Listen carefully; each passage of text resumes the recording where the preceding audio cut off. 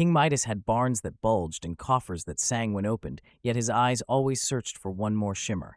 In the heat of harvest, he found an old man asleep in the vines, Silenus, companion of Dionysus.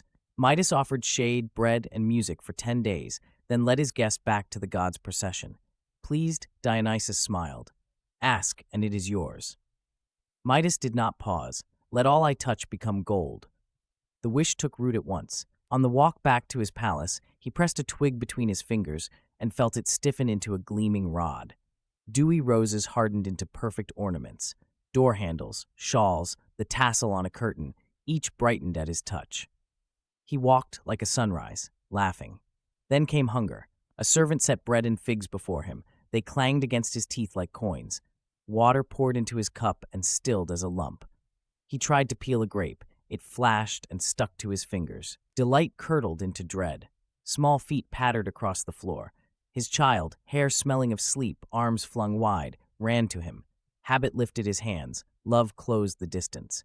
In an instant, warmth went rigid. Where a heartbeat had pressed against his chest, a cold statue leaned, perfect, empty, heavy enough to break him. Midas stumbled from the hall and fell to his knees in the courtyard, the world around him a field of trophies he no longer wanted. He called to Dionysus not as a collector, but as a father who could not drink and could not bear what he had done. The god heard. Go to the Pactolus, he said, and wash away what you asked for.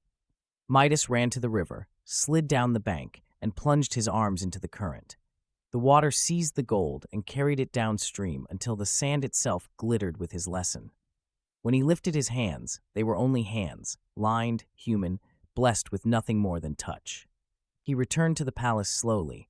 Roses bent in the breeze, he let them be. He asked for water and drank it as if it were wine.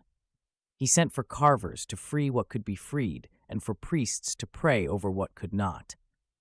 In the days that followed, he opened his storehouses, weighed gifts not by their shine but by their use, and learned to count wealth in bread that stays bread, in mouths fed, in arms that remain warm when you hold them. Word says that the Pactolus kept its flecks of gold. The river remembered for him, in case he ever forgot, that some wishes are cages built of light.